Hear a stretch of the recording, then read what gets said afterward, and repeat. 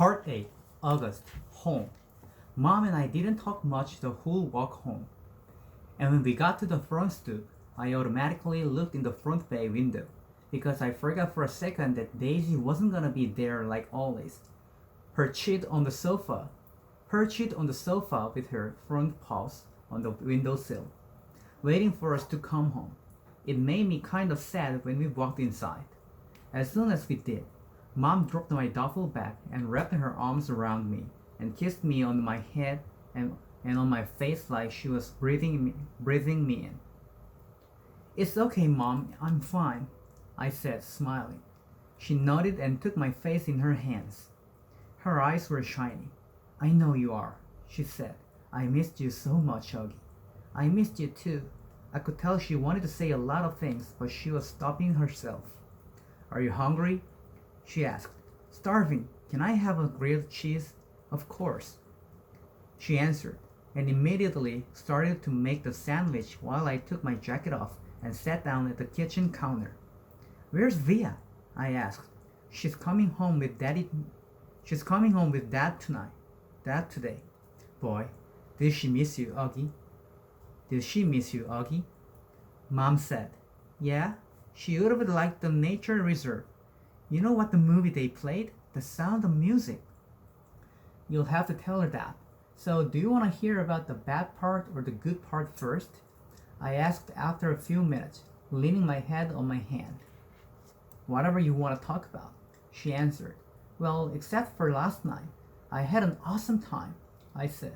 I mean, it was just awesome. That's why I'm so bummed. I feel like they ruined the whole trip for me. No, sweetie, don't let them do that. Don't let them do that to you. You were there for more than 48 hours, and then offer part lasted 1 hour. Don't let them take that away from you, okay? I know. I nodded. Did Mr. Tushman tell you about the hearing aids? Yeah, he called us this morning. Was Dad mad? Because they're so expensive. Oh my gosh, of course not, Augie. She just wanted to know that you were all right. That's all that matters to us. And that you don't let those thugs ruin your trip. I kind of laughed at the way she said the word thugs. What? She asked. Thugs, I teased her. That kind of an old-fashioned word. Okay, jerks, morons, imbeciles, she said, flipping over the sandwich in the pan. Cretinous, as my mother would have said, whatever you want to call them. If I saw them on the street, I would. She shook her head. They were pretty big, Mom, I smiled. 7th graders, I think. She shook her head. 7th graders? Mr. Tushman didn't tell us that. Oh my goodness. Did he tell you how Jack stood up for me? I said. And Amos was like, bam, he rammed right into the litter. They both crashed to the ground, like in a real fight. It was pretty awesome. Amos was bleeding and everything. He told us there was a fight, but, she said, looking at me with her eyebrows raised. I'm just so grateful you and Amos and Jack are fine. When I think about what could have happened, she trailed off, flipping the grilled cheese again. My Montauk hoodie got totally shredded. Well, that can be replaced. That answered. She lifted the grilled cheese on the plate and put the plate in front of me on the counter. Milk or white grape juice? Chocolate milk, please. I started devouring the sandwich. Oh, can you do it that special way you make it with the froth? Oh, how did you and Jack end up at the edge of the woods in the first place? She said, pouring the milk into a tall glass. Jack had to go to the bathroom, I answered, my mouth full. As I was talking, she spooned in the chocolate powder and started rolling a small whisk between her palms really fast. But there was a huge line and he didn't want to wait, so we went toward the woods to pee.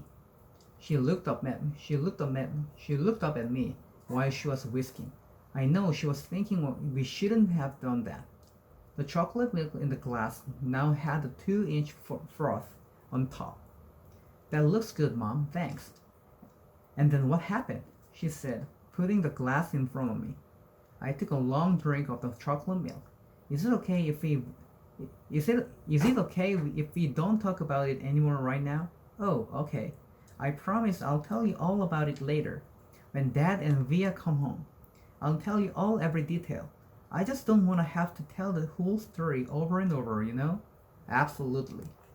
I finished my sandwich in two more bites and gulped down the chocolate milk.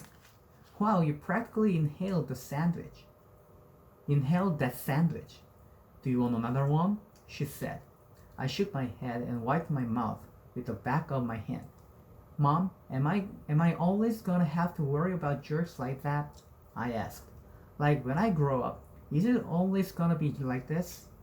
She didn't answer right away, but took my plate and glass and put them in the sink and rinsed them with water.